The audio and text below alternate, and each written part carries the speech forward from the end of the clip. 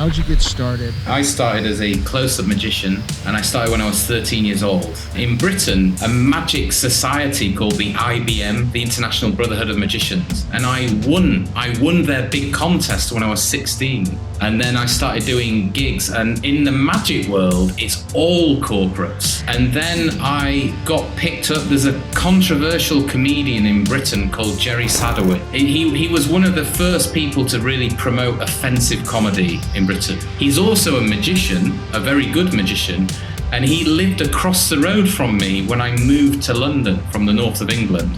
He had a series on Channel 5 and he couldn't afford to pay any actors for his sketches, so I suddenly became a comedian overnight. And my first gig was a TV sketch show, not having a clue what to do, but I was totally thrown in at the deep end, and that really was the start of my comedy career. All right, we're here with Ali Cook, and is it Ollie or Ali? It's Ali, as in Alistair. Yeah. Okay, Alistair. Nice. Okay. Yeah. Is that your long name, Alistair?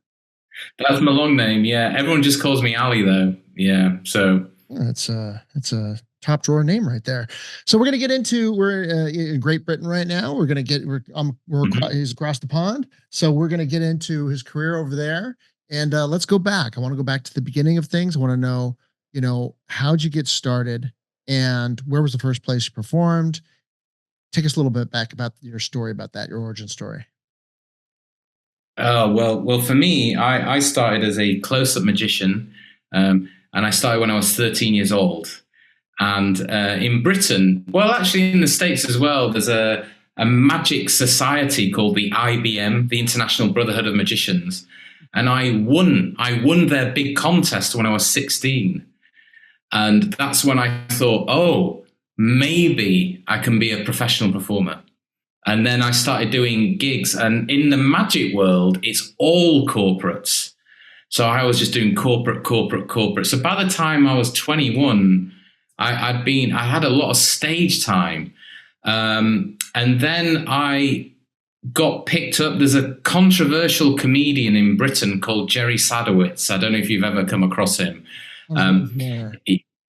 He was one of the first people to really promote offensive comedy in Britain, deliberately offensive comedy. He's also a magician, a very good magician, and he lived across the road from me when I moved to London from the north of England. I became friends with him. He had a series on Channel 5, and he couldn't afford to pay any actors for his sketches. So I suddenly became a comedian overnight, and my first gig was a TV sketch show, not having a clue what to do, but I was totally thrown in at the deep end, and that really was the start of my comedy career, really. That's a testament. And that's how it towards, it's a testament towards doing free gigs, because that what a great gig how many people were watching that show?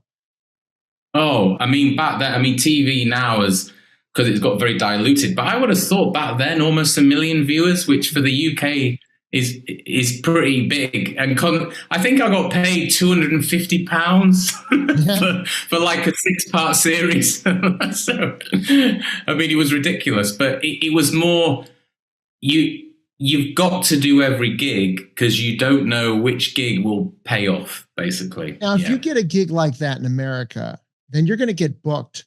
Like, it's going to be like a hot butter knife, just going through butter, getting booked in all the comedy clubs. Did that open up a lot of comedy clubs to book you? I was so naive that I didn't capitalize on it. But what did happen, I then started getting TV magic series, which were kind of comedy. They were hidden camera comedy mixed with magic shows. And I did 7 series of those. And I suddenly leapt into being on TV. And then me and my friend, Pete Furman, we decided to start doing comedy clubs. But because we were on TV, everyone said, well, come and close tomorrow night. and we'd never done 5 minutes. So we were like, no, it's all right. I'll just pop in and do some new material. I'll just do like 3 and 5, so it was completely the other way around. Everyone assumed we knew what we were doing. Wow. We were good magicians, but we hadn't a clue how to write a joke. So what we did, we eased ourselves in by mostly doing tricks, but slowly building up the stand-up. And so it was almost an opposite way round into the comedy world, basically. A lot of magicians do that, and I envy them because that is a great way to transition. You get that stage time, you get to pepper in a joke there, and because when you go for stand-up, they're like expecting, premise, punchline, go, go, go, go, go. A certain amount of laughs per minute, as where, you could pepper in the magic, and everybody, I mean, I don't know anybody that doesn't love magic, and it's like, and it's such an awe factor. It's not as easy as, say, being a musical comedian where the song can lift the energy. So with magic, if they do hate you, they hate you even more because in stand-up, you can get out of the routine. In magic, if it's a 3-minute trick, you're trapped. And if they already hate you, you've still got to finish the trick. So you can't start the trick and halfway through segue out. Once they've picked the card and remembered it, you've got to reveal it. So I found that magic is really good for small gigs where, like small open mic gigs, it can help if you're dying.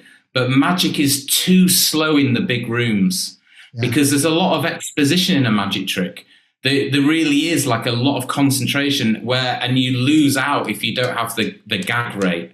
So it's good for small gigs, bad for big gigs, basically. I mean, if I was bombing, and I just said, hey, you guys want to see a card trick or something? They're like, get me out of this. I mean, if everything, you just can't find anything, and you knew you had 2 or 3 good tricks in your bag, no pun intended, but then that would be a great thing to grab onto. And I'd love to see, comedian / magicians that navigate out of that.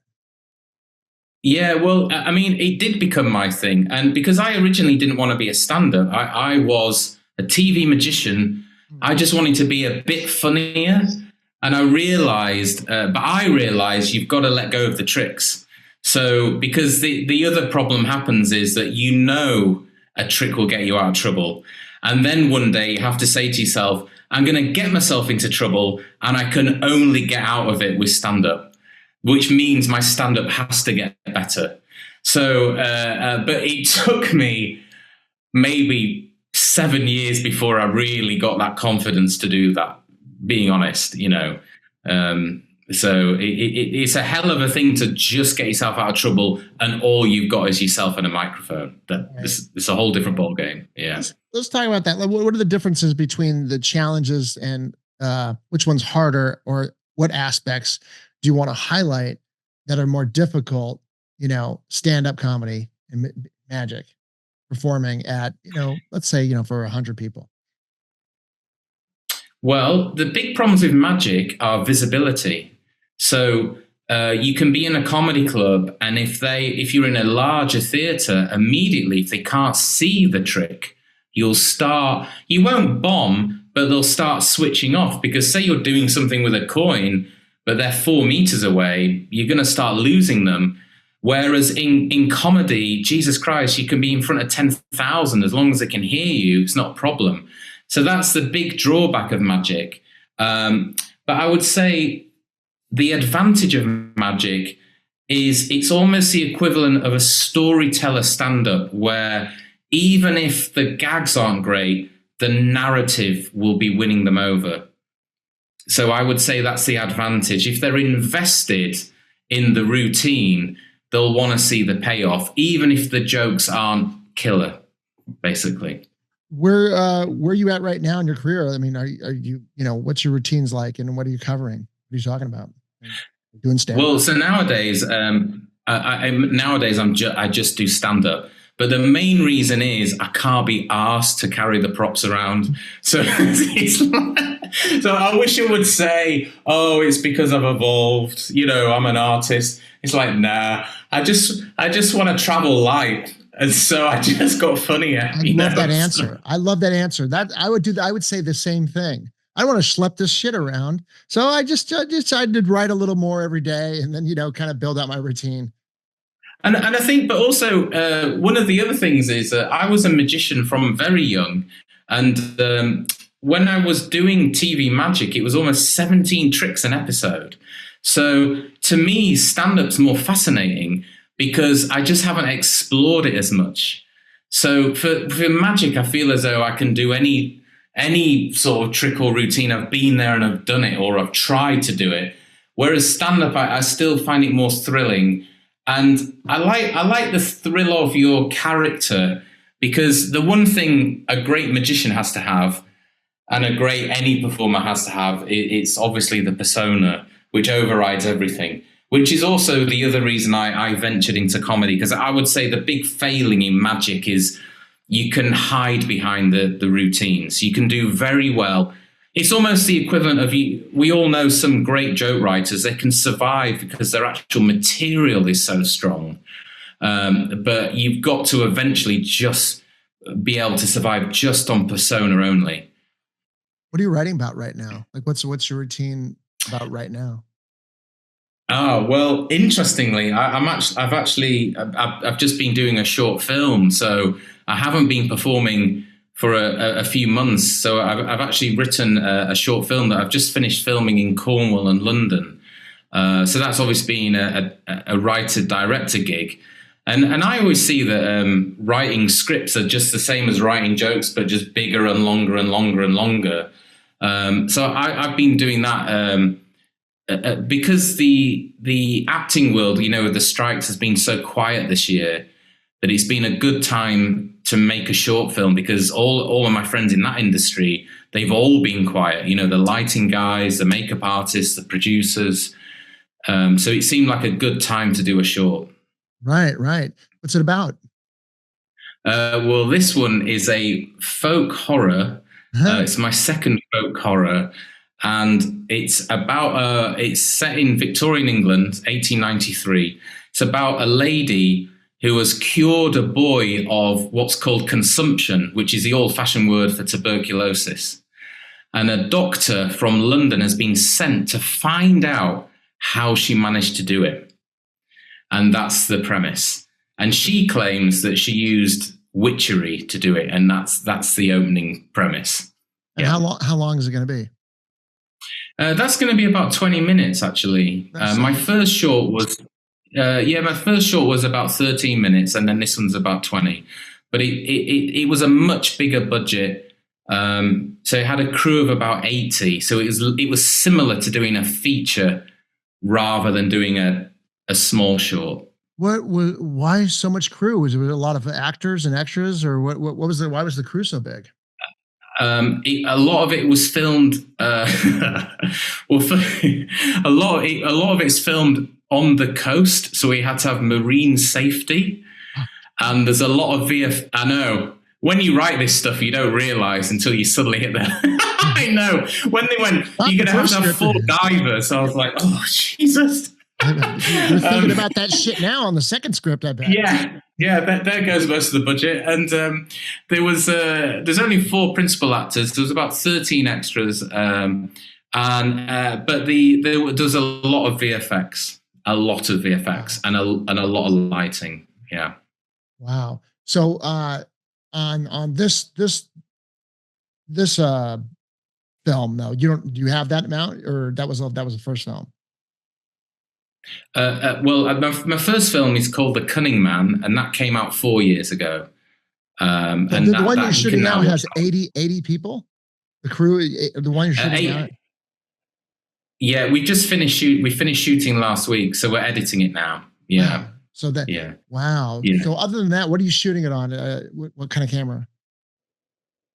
So we use the Arri Alexa LF, it's which celluloid? Or is that's digital? It's digital, yeah. Okay. The first short film, I actually won a competition with Arri Alexa, and I got to use the LF, And the only way I got such a high-end DOP to do it again was to get the Alexa LF, because, they're so nerdy. They really, the mini, they always, with short films, they're like, oh, I'm not sure I want to do it. And I'm like, oh, you can use any lens you want. Oh. And then they're like, oh, all right, then I'll come and do it, So, I mean, in this day and age, I shot a film in the early 2000s, and I used, it was just before like digital was really viable, so I remember kicking myself because it was just so expensive to shoot on a platinum Panavision, 35 mil package. When now, I mean, do you have like, it's almost like if you could find a DP, it's like, let's just shoot this on iPhone 15s with, mode, cordless mics. I mean, how can we tell the difference really that much, with all this, with all the attachments now that you've seen that you could put on your iPhone, so the camera lens changes?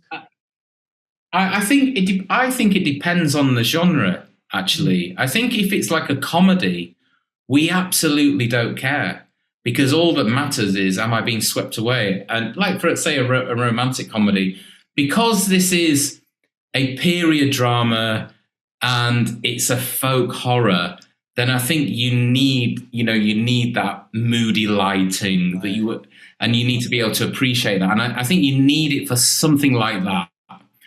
But I agree, it depends what the genre is, basically. Yeah. If you didn't have such a big crew, and you were going to shoot on the Ari, was it Ari Flex? Is it still called Ari Flex, or is it a different one? Because Ari Flex was film. What's the package camera that you're using now? It's called the LF, the Ari Alexa LF. Okay, all right. And then they use Panavision lenses, actually, is what they use. But okay. I'll be honest, I'll leave the DP to it. I mean, he's so geeky. They can go on for days to chatting about this stuff. So if you didn't have such a big crew, I'm wondering what the budget would be for an hour and a half, film, 90 pages. I wonder, if how low you can get that budget. What do you think you could do it for? Well, I think a lot of it, again, it depends on the genre, and it depends on how smart you want to be as well. So, the super famous story, obviously, being Paranormal Activity. I think, didn't they shoot it for under $500,000? No one wanted to make it. And the guy, I think it was at IM Global, who made it, and none of his bosses even believed in him. And then it just made an absolute fortune because it was really well done with brilliant editing. And I think that you have to turn your disadvantage into your advantage if you're making a film. So, for example, I was in a low-budget army film a few years ago where they couldn't afford music. And in their PR, they said, this is so gruesome and gritty, we don't even want to use music. That's what that's what they said. But they couldn't afford music. Right. And then it won all the awards, and everyone was like, oh my God, it's so artistic, And so I think you got to be smart. But in Britain, there's a very different culture here that there are certain companies, they will make films at £500,000. Yeah. And they have a market for it, basically, and they can be excellent as well. They've actually, in America, when they say, oh, it's low budget, and you're like, it's a whole different ball game out there. It is. I think actually it's probably cheaper to make a film out here in L.A. than it is out there, because you can get packages, you can get people that are hungry to work, you can get volunteers, it's the locations might cost some money, but then you just steal the shot, so if you can, but yeah, absolutely. Yeah. I mean, I think it will depend. I actually, no, I mean, even if I had, I can't say, can I? So I've stole a lot of shots, and this is what I do every time. This is really a nice little trick. We never talk about this. This is what you do to steal shots. Somebody comes along and it says, do you have a permit to use this location? And it's like, yeah, let me just get on the walkie, and I'll make sure my UPM production manager gets the but we're still shooting. And by the time, she gets to our location, she's still in the office, but we're still shooting, unless that's not like a bystander, because sometimes bystanders will come in there and try to shut you down or, shake you down, you know? So then you just stall yourself some time. I mean, it's interesting. I think in Britain, if you're filming in London, people will stop and ask for permits. If you're filming outside of London, people are just excited you're filming. That's nice. I mean, we used to do TV, street magic shows like David Blaine. We used to do those in London, and oh my God, you go up to some teenager and say, "Do you want to see a card trick?" And they're like, "Yeah, you got to speak to my agent." And it's like, oh. Whereas you go to any other city and say, "Do you want to see a magic trick?" And everyone's like, "Yeah." It's just a very London thing. But London's it's so media savvy, but the rest of Britain it isn't at all. Right. Now let's go back to performing. When are you going to start performing again? As soon as I finish this. So it will be in the new year. So just after I've got about 2 more weeks to finish the editing, really. Then it goes to the VFX guys for a long time, but I have to kind of let them do their thing pretty much. Right. But then I'll be back on the road doing gigs again and writing again. What are you editing on? Well, the editor she uses Avid, basically. Okay. Yeah. Yeah. Okay. Yeah. And there's still common to using Avid. That was another thing is like people choose the Final Cut Pro or a Premiere, but Avid is still that was still a part of the top 3 or 4, I guess. Yeah, I think. I mean, maybe it's a bit different in each country, but certainly at this edit suite, most of the rooms they're using Avid basically. Yeah. I'll be honest though, I've always seen myself as like a writer. When it gets into the technology, I just try and get the best guy I can and cling on to them. Yeah. Likewise. Trust me, I don't know as much as I think I sound like I do. So now when you perform, how often are you going up? Well, it depends what I'm doing. So I've done. I haven't performed at the Edinburgh Festival for a long time, but when I was doing Edinburgh, I would say 6 months prior to that, I will do any and every gig I conceivably can get because I just don't want to die on my ass in Edinburgh. Right. So I guess I would be doing 4 or 5 gigs a week then. But when I'm doing other stuff like now, I would probably I'd do about 2 gigs a week, I would say. So I'm ticking over, and I'm more interested in trying to break in some new jokes to try it out, give myself the time to learn it properly, and then go out and do it. So I would say that. Yeah. What are you writing about lately? What's interesting you? What do you find yourself subject matter wise? Well, the last routine that I wrote about, I've always been a bit more of a one-liner guy, and I was stretching myself to do a story this time, and it was about the time I went to the mole clinic because I had a suspected cancerous mole. And it was just a shameful experience, basically. Just having to strip off in the most dowdy, depressing doctor's room imaginable. In front of me, there's this huge poster of a cancerous mole that you're looking at the whole time whilst they're examining you, which makes you feel even worse. And then even worse than that was the nurse who was examining me there in my dreadful underwear and my socks. I just looked the least sexy I could possibly imagine.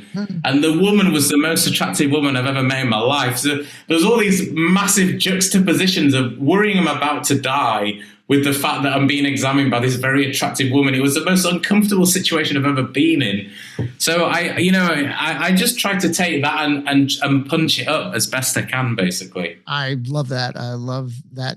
Those scenarios are gold. You must have been thinking, because I had a situation. Can't I know it now, but my wife was I had a hemorrhoid, ladies and gentlemen. It was wonderful. It was terrible. And my wife is sitting there, and I had two female doctors, and she said, "Oh yeah," she's like, "It's a hemorrhoid," and she's like, looks at my wife, said, "Do you want to see this?" And she's like, "Yes, I do. Yes, I do." So I'm like, "Yeah, sure, everybody, come on in. Water's fine." And those are the best kind of situations. I haven't wrote a routine for that. I think I should, but those are the kind of things that are told at the after the dessert table. Yeah, yeah, yeah. But I think though I think you note them, and I think it's usually a year or two later you start, bringing them into something, and then sometimes a big story just becomes 3 lines, and sometimes a tiny little thing becomes a routine. You just don't know until you try and figure it out. right. So, what's next for you? What do you have planned on your horizon? Well, I mean, I'm always doing gigs. I'm always auditioning, and I am working on a feature as well. So I think after this short goes out, depending on the success of this short, I will try to use that to get myself closer to the feature. Where do you get your funding for your films? Well, it's a real mixed bag, really. Some of it in Britain is pretty good for competitions. Some of it is, people I know. Some of it is some of the producers I know. It's a real mixture of different things, and depending what the project is. It's equally as hard to make the film as it is to get the funding for the film. It is, yeah, absolutely, yeah, Such a process. But it really is a process, and just understanding people's different roles. I think one of the things I've really appreciated on this was a complex short film, and I think one of the roles I really appreciated with this time around was seeing the line producers in action and just how hard their job is. Oh my God. Right. I mean, just pinning down locations and keeping those guys happy. And it's just it's an amazing skill. They will save you money. They'll save you time. Yeah. They'll be able to make you Yeah. a good line producer will equate your DP having more time and your crew to have more shots. Cause it's like, well, we can't do that setup now because of X, Y, and Z. And it's usually because if you got a good line producer, you're able to get the shots and make more things happen. Absolutely, yeah. The interconnectedness of the whole unit, basically. And I was very lucky. I had a great line producer on this one. Really great guy. Yeah, that's awesome. Now, 30,000-foot view of your career. What's the super long term? Do you see? You plan out that far ahead? What does it look like? That's a good question. One thing that I've always wanted to there's a few I would like to ultimately have a production company, I think, and I would love to have a slate of projects that are on the go. That would be the absolute dream. I know that's very difficult to actually pull off and maintain, but that's what I would love to do. But I do also enjoy touring as well, and I always used to say the dream is a tour a year and a film a year. And maybe the scale of those get bigger and bigger and bigger, but that it's completely unpredictable as well. So I have been working on a new tour as well, but it's not easy, and getting the right venue, and it's not unlike putting a film together, getting the right team together. I've been working on a new live show for about a year, and at the moment it's trying to align because this is a show I'd like to bring to London, and I have a set designer and I have a director, but getting everyone where everyone's available all at the same time hasn't been easy so far. Well, I'm sure you can do it. As we come to a close, I mean, you're an entertainer through and through. 13 years old, magic, stand-up comedy, filmmaking. I would love for you to see to do your own production company. Seems like you're a person that is resourceful, and so I bet you if we talk to you about a year or 2 or 3 from now, you'll probably be working on that. I hope so. I keep going at it. You know how it is. You just got to keep going. That's right. Yeah. All right, Ali Cook, tell everybody how they can find out more about you. Well, yeah, if you were interested in what I do, probably the best thing is to check me out on Instagram, which is Ali_Cook. Full name. A pleasure. Thank you so much for sharing. Look forward to hearing from you more. Cheers, and thanks very much for having me. Cheers. Thanks for joining us. Gear up for your next adventure and head over to bolotour.com to check out the amazing Bolo Pack and their other innovative outdoor gear. Catch you next time.